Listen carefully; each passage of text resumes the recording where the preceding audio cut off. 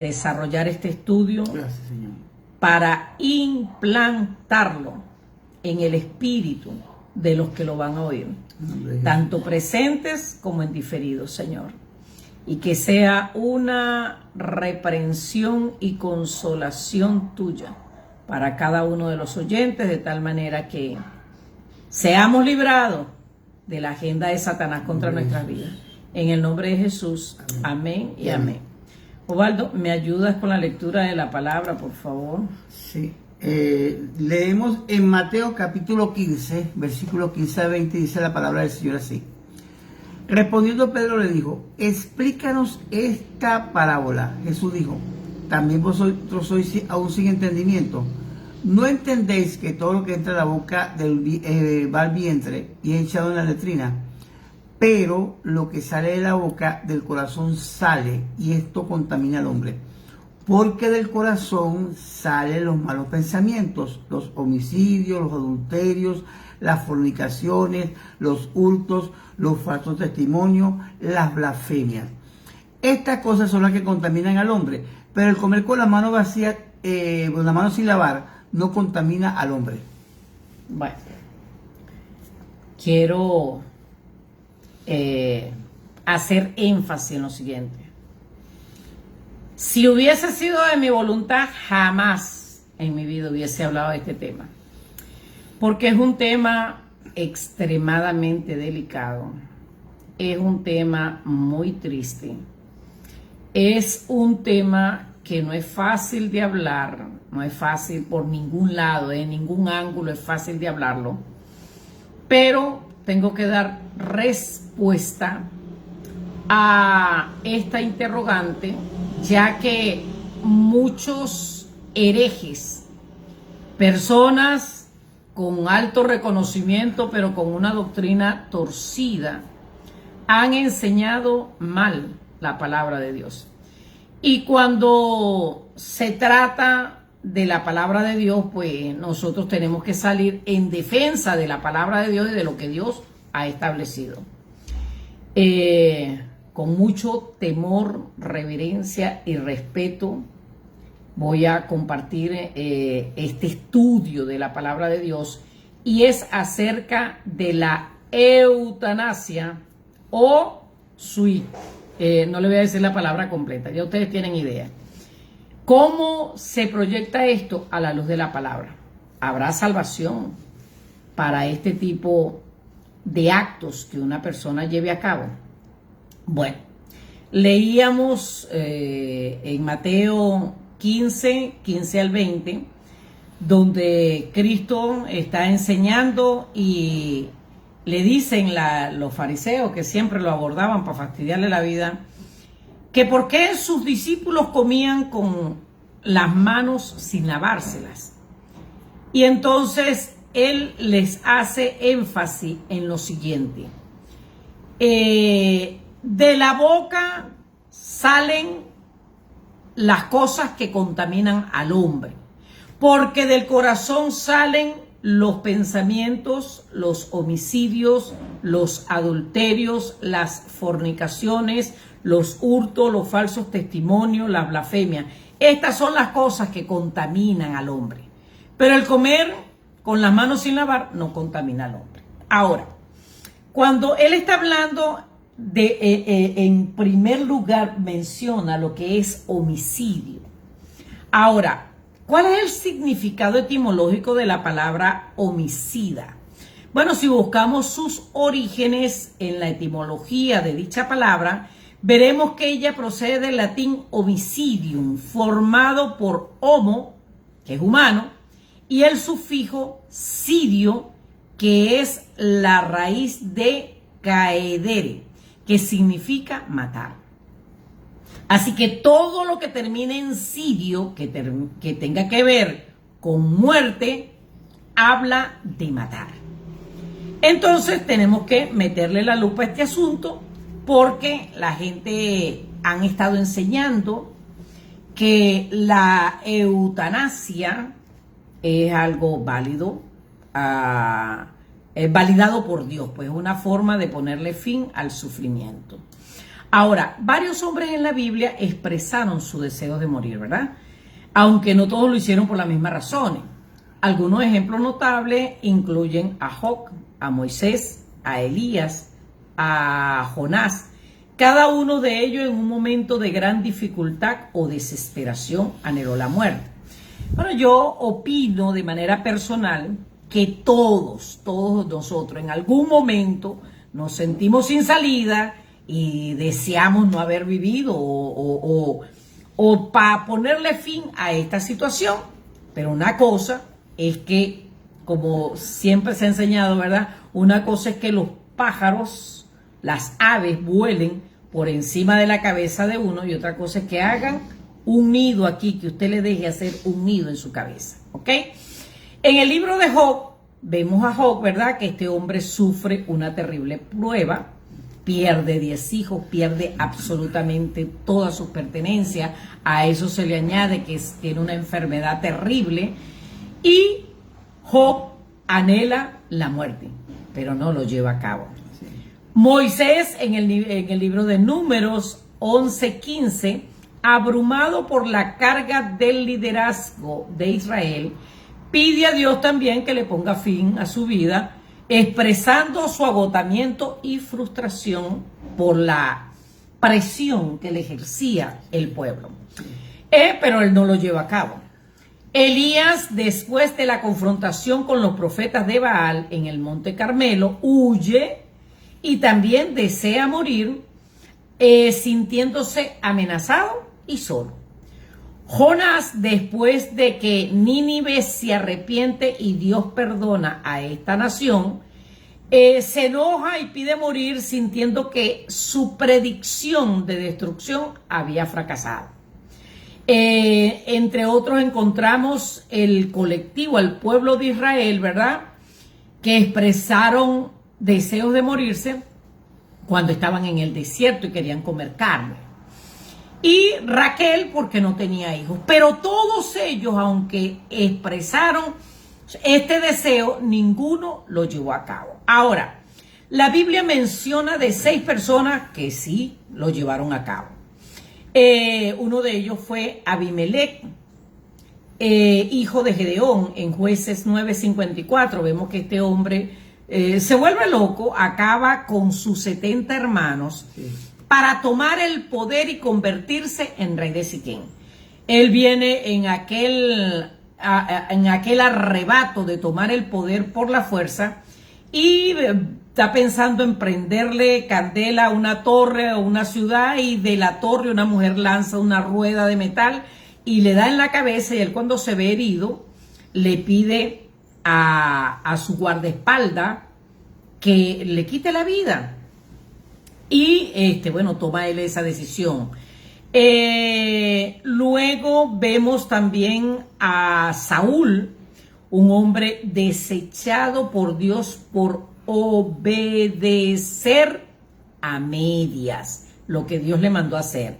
También fue un quebrantador de pacto. Había unas personas que tenían una alianza con Israel en la cual ellos le iban a servir y Israel los protegería de la muerte. No, él decidió quebrantar ese pacto y trajo muerte sobre muchos de ellos. Luego consulta a una pitonisa, a una bruja, con la intención de hablar con el profeta Samuel, de esta manera invocando a los muertos. Y luego que él se ve rodeado, viene una persecución contra él se ve rodeado y le pide a su escudero que le ponga fin a su vida. El escudero no lo hace y él mismo toma la decisión de quitarse la vida.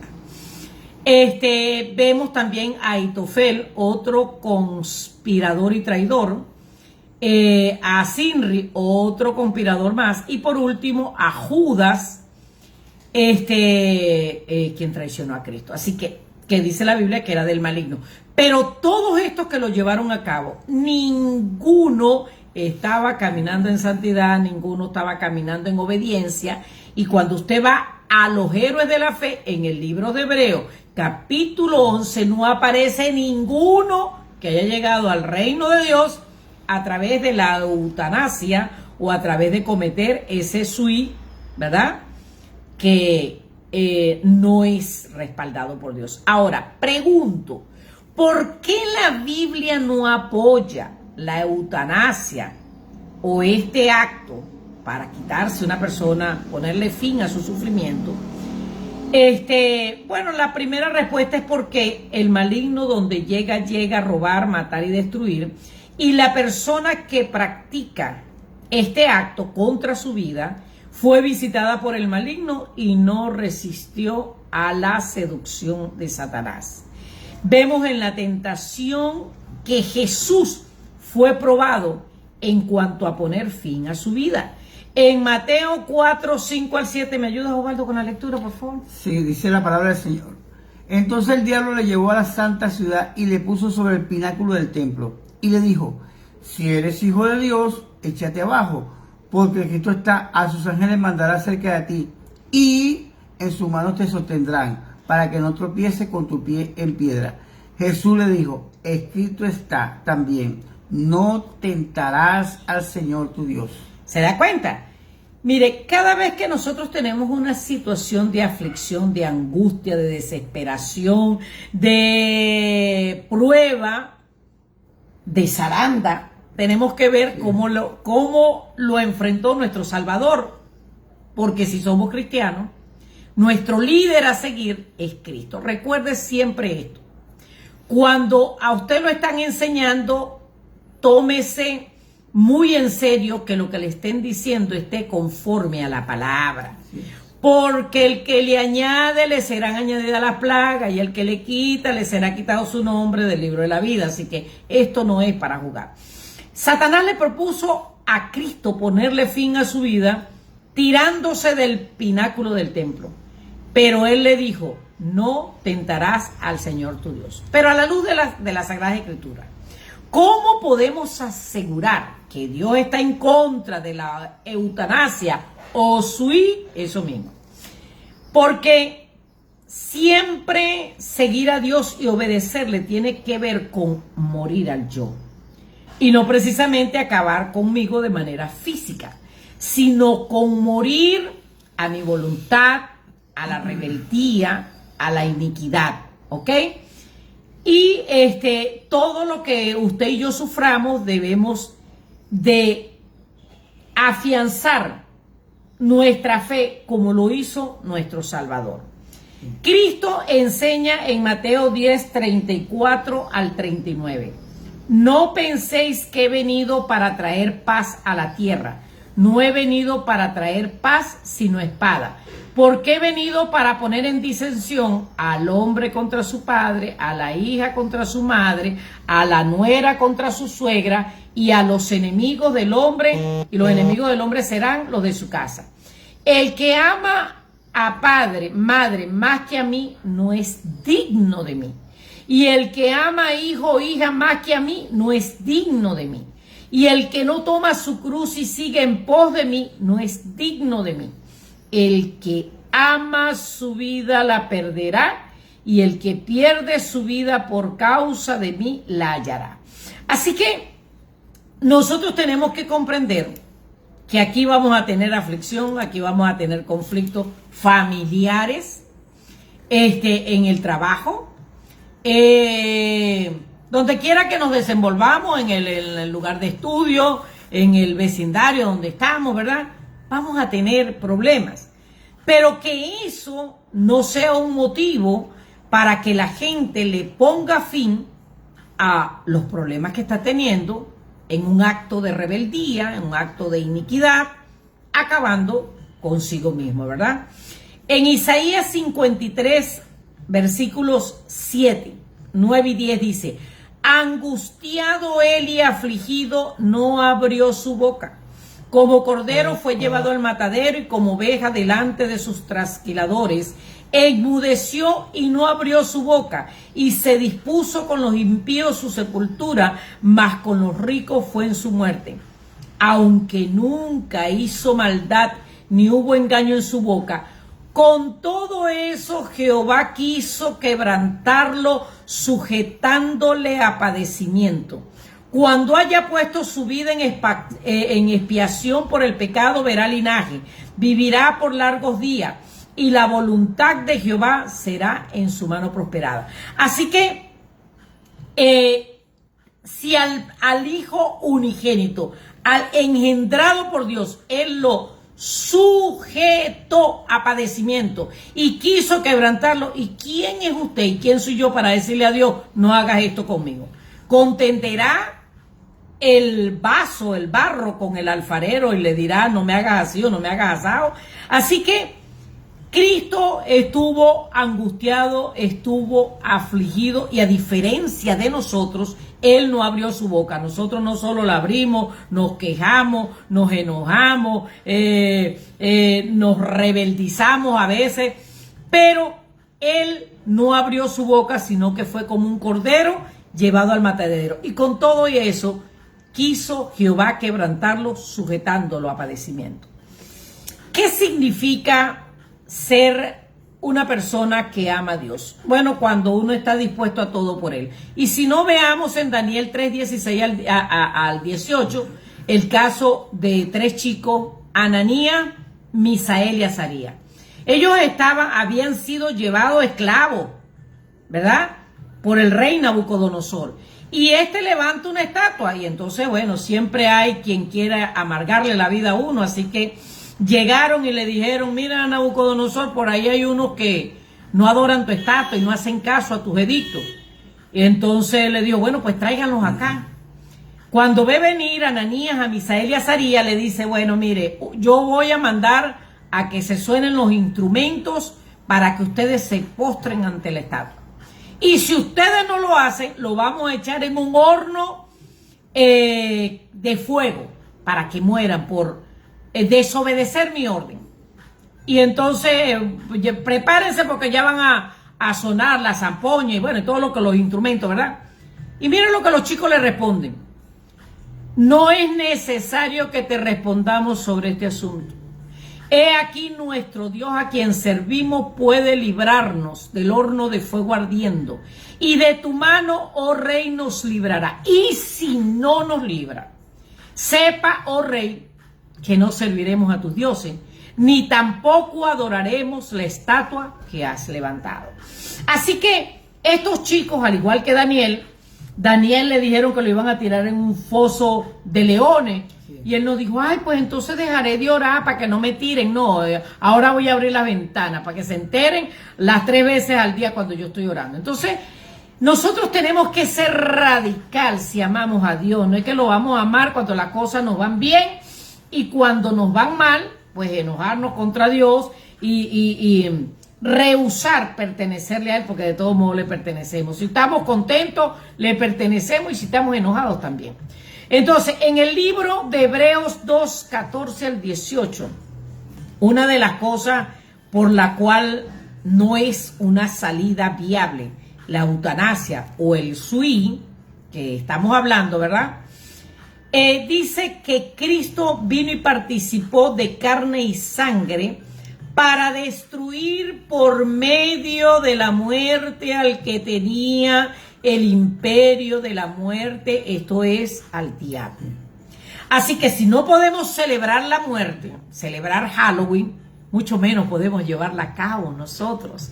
Porque todo el que se deje seducir por la muerte está bajo el imperio de la muerte, esto es, del diablo. Y dice que él venció por medio de la muerte al que tenía el imperio de la muerte, esto es, al diablo, para librar a todos los que por temor de la muerte estaban durante toda la vida sujetos a servidumbre, por lo cual debía de ser en todo semejante a sus hermanos, para ser misericordioso y fiel sumo sacerdocio en lo que a Dios se refiere, para expiar los pecados del pueblo. Pues en cuanto él mismo padeció siendo tentado. ¿Se da cuenta? A él le invitaron a que se tirara del pináculo del templo. Yo recuerdo que yo, siendo joven, 2 veces el enemigo me dijo que cortara mi vida, que acabara con el sufrimiento que tenía. Así que esto no es raro, es una visitación del enemigo, pero nosotros no podemos ceder ante la seducción del enemigo. Dice, por cuanto él mismo padeció siendo tentado, es poderoso para socorrer a los que son tentados. Ahora, surge otra pregunta. ¿Pero por qué Dios condenaría la eutanasia o el SUI, ¿verdad?, que pone fin a la vida de una persona? Primera de Samuel 2:6 enseña que el Señor es el único que tiene potestad para quitar y dar vida, para hacernos bajar al sepulcro o para hacernos subir de él. Dios es el único que lo debe y lo puede hacer, porque no nos pertenecemos a nosotros mismos. El cuerpo que usted y yo portamos le pertenece a Dios. Es su templo. Por tanto, destruir una vida es un delito, sin importar que esa vida sea la suya misma. Hay que atacar este flagelo, ya que si guardamos silencio ante esta situación nos volvemos parte del problema. En el año 1969, un hombre de apellido Craigman introdujo el término para suicidio para referirse a todas las personas con estas conductas que no tenían un desenlace fatal, con independencia del grado de letalidad de las mismas. Pero la Organización Mundial de la Salud para el 2020 afirmaba que los suicidios se han incrementado en un 16%, 16 sobre cada 100.000 habitantes a nivel mundial. Supuestamente aquí en República Dominicana, 3 personas diariamente ponen fin a su vida a través de este acto o acción. Primera de Corintios 3, 16, 17 dice: ¿no sabéis que ustedes son templo de Dios y que el Espíritu de Dios habita en ustedes? Si alguno destruyere el templo de Dios, Dios le destruirá a él, porque el templo de Dios son ustedes y ese templo santo es. En Primera de Corintios 6, 19 dice: ¿o ignoráis que vuestro cuerpo es templo del Espíritu Santo, el cual está en vosotros, el cual tenéis de Dios y que no sois vuestros? Porque habéis sido comprados por precio. Glorificad pues a Dios en vuestro cuerpo y en vuestro espíritu, los cuales son de Dios. Entonces han sacado una herejía destructora diciendo que si un creyente toma esta vía para salir del sufrimiento y que se va más rápido con Dios. Pero aquí la Biblia está diciendo lo contrario. Está hablando a los que hemos sido comprados y los que Cristo pagó por toda la humanidad. Pero los que hemos sido comprados se hace valedero ese pacto cuando aceptamos a Cristo. Así que está hablando de los que somos templo del Espíritu Santo. Dice que nuestro cuerpo no nos pertenece, sino que fue comprado por un alto precio. Y vamos a tener que dar cuenta de no solo cómo lo usamos, sino una persona que le ponga fin a este templo va a ser destruido por el dueño del templo. Comentaba al inicio que el significado de la etimología homicida está formado por homo, que significa humano, y cidio, que significa matar. Ahora, ¿qué se entiende por la ideación suicida?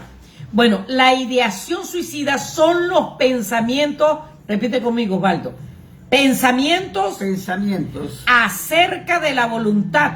Acerca de la voluntad. Pensamientos acerca de la voluntad. Acerca de la voluntad. De poner fin a la vida. De poner fin a la vida. Ahora, si es un pensamiento que está allí para ejercer la voluntad de esa persona, yo quiero hacer esto. ¿Usted piensa que de verdad eso no va a ofender a Dios? Si es que nosotros no estamos llamados a hacer nuestra voluntad, sino la voluntad del Padre. La amenaza de los suicidas se considera la expresión verbal o no verbal que manifiesta la posición de esa conducta que terminará en este acto en un futuro próximo. Mire, amados hermanos, amados oyentes, las personas que llevan a cabo este acto acarician esta salida de autodestruirse durante un periodo previo a llevarlo a cabo, que conlleva desafiar a Dios por la prueba que está viviendo, diciendo: no quiero sufrir lo que estoy sufriendo y le voy a poner fin. Lamentablemente tuvimos un familiar, un cuñado, que tomó esta determinación. Siempre que va a pasar algo en la familia, días antes Dios me avisa, me ponen una alerta, una angustia, una desesperación. Pero este chico ya venía haciendo mención de esa voluntad mucho tiempo atrás. Yo creo que más de 2 años duró él ideando, acariciando, maquinando esta opción para su vida. Resulta ser que nosotros vivimos en Venezuela, tenemos nuestro hogar a unos 25 kilómetros de la capital. Bajamos el 23 de diciembre, veo a mi hermana y ella me dice: mira, fulano está ahí con unas ganas de quitarse la vida, habla con él, ha estado haciendo intentos o amenazándome. Nosotros fuimos y hablamos con él, le explicamos que Dios no estaba de acuerdo con su determinación, que esto iba a traer no solo un daño presente, sino eterno sobre su vida, pero él ignoró nuestro consejo. Pasando exactamente un mes, el 23 de enero, si mal no recuerdo, fue en el 2002. Me llama una de mis sobrinas, me dice que el hombre había llevado a cabo lo que él pensaba hacer y que lo acababan de encontrar. Yo recuerdo que yo solté una palabra y le dije: muerte, te reprendo en el nombre de Jesús, no acepto que este muchacho se pierda eternamente, en el nombre de Jesús. Señor, permite que cuando yo llegue a Caracas él todavía esté con vida para ministrarle. Bueno, yo solté la palabra, eso fue temprano, 8:30, 9 de la mañana, por ahí más o menos fue. Cuando llegamos a Caracas, encontramos al muchacho, había sobrevivido al intento, pero estaba en una condición bastante crítica. Se había desligado la cervical de la columna y estaba con su cabeza embotada de los líquidos, los fluidos que habían subido al cerebro. Comenzamos a interceder, reprendiendo la muerte y clamándole a Dios misericordia por él. Y como a eso de las 2:30, si mal no recuerdo, de la tarde, Dios me habla y me dice que escogiera entre 3 opciones. Una, que él quedara vivo, pero en esa condición. Iba a quedar cuadraplégico, no iba a entender lo que se le dijeran, ni iba a poder hablar, no iba a poder comunicarse, ni nada, por todo el daño que había sufrido con ese intento que él había atentado contra sí mismo. La otra era que Dios lo restaurara plenamente y a la final hiciera lo mismo, pero también contra su esposo y su hijo. Y la última, que le pusiera fin a ese asunto en el momento. Yo le dije: Señor, yo solo te pido algo. Yo no quiero que él se pierda por ese acto de rebeldía que él tomó. Permíteme ministrarle y bueno, yo lo pongo en tus manos. Eso sí, el que invita paga. Si usted se lo va a llevar, pague todo, porque económicamente no estamos para cubrir esta emergencia que se está presentando. Entré, oré por él, no le voy a decir: ay, él me miró, habló, no sucedió nada de eso. Yo le hablé al oído, lo agarré por la mano, le ministré, le dije: arrepiéntete de lo que hiciste, Dios te está dando una oportunidad para que sea salvo. Le ministré y salí. Yo salí del cuarto donde él estaba, cruzo el pasillo y cuando estoy cruzando el pasillo para salir hacia la otra sala, llaman de inmediato: familiares de fulano de tal. Y va mi hermana corriendo: ¿qué pasó? Acaba de morir en este mismo momento. ¿Se salvó o no se salvó? No le puedo decir que sí ni que no. Solo creo en un Dios bueno que le dio la oportunidad y que me dio la oportunidad de ministrarle, y él partió. Pero miren lo que dice la palabra de Dios en cuanto a hacer cosas voluntariamente. Hebreos 10, 26 al 31 dice, porque si pecaremos voluntariamente después de haber adquirido el conocimiento de la verdad, ya no queda más sacrificio por los pecados. Si una persona, todos pecamos, todo, el pastor, usted no peca así todos los días. Todos los días. La Biblia dice que no hay hombre sobre la tierra que haga el bien y nunca peque. Así que todos pecamos. Pero una cosa es pecar por una naturaleza que tenemos pecaminosa. Y otra cosa es decir, bueno, yo mañana voy a hacer esto. Bueno, no. Eso es pecar voluntariamente. Pecar premeditadamente. Acariciar esa iniquidad que significa sentirse a gusto con el daño que se va a llevar a cabo. Porque si pecaremos voluntariamente después de haber adquirido el conocimiento de la verdad, ya no queda más sacrificio por los pecados, sino una horrenda expectación de juicio y de hervor de fuego que ha de devorar a los adversarios. Le dejo para que usted siga con el contenido de Lucas 10, 26 al 31, porque si no, no me va a subir el audio. Quiero terminar con dos pasajes.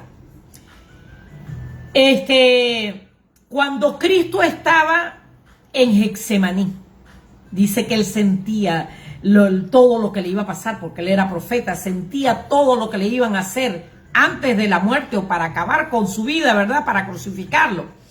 Y él dice que se apartó a distancia de un tiro de piedra de los tres más allegados y de rodillas decía, Padre, si quieres pasa de mí esta copa, pero que no se haga mi voluntad sino la tuya. Y dice que le apareció un ángel del cielo para fortalecerle, y estando en agonía oraba más intensamente. Así que cuando vienen los momentos de angustia y de aflicción, lo que tenemos es que orar intensamente para que el ángel de Dios venga y nos fortalezca de la prueba que estamos pasando. Ahora, el Cristo glorificado enseña lo siguiente. En Apocalipsis 2, 10 y 11 a la iglesia de Éfeso le dice, no temas en nada lo que vas a padecer. He aquí el diablo echará a alguno de vosotros en la cárcel para que seáis probados y tendréis tribulación por 10 días. Esa tribulación de 10 días era bajo los 10 césares, a los cuales tomaban a los cristianos y lo lanzaban a los leones. Imagínese usted la persecución tan terrible que vino sobre el pueblo creyente.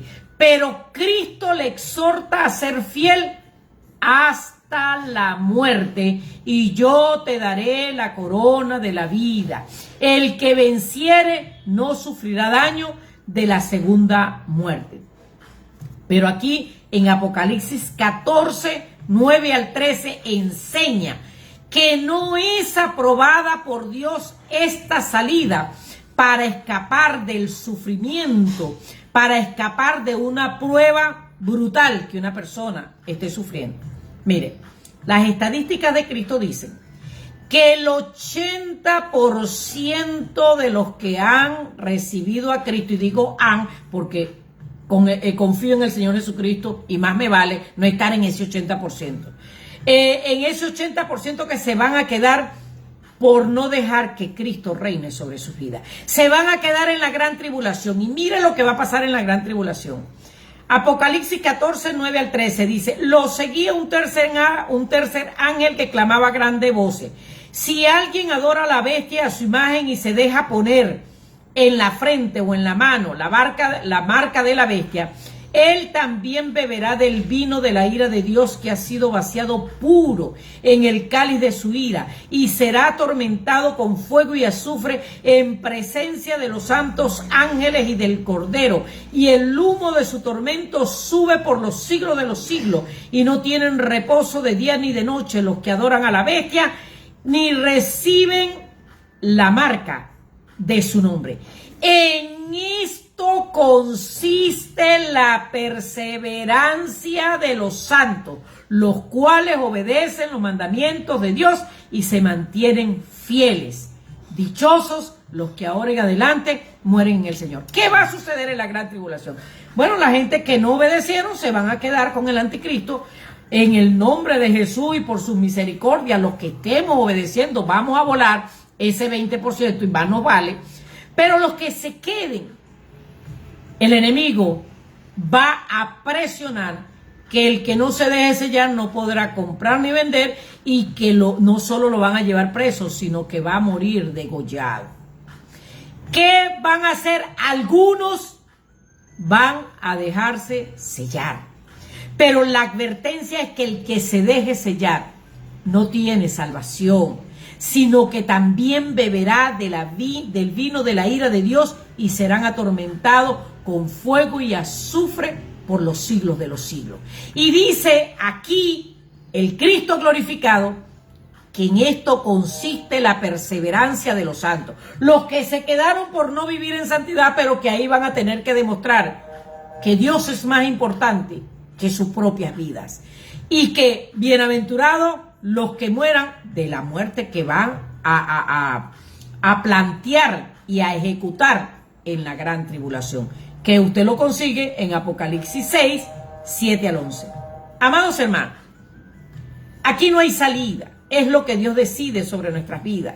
Apocalipsis 3, 9 y 10 dice, bueno, mire, quien tenga que ir a la cárcel será llevado. Y quien deba morir a espada, pues a filo de espada morirá.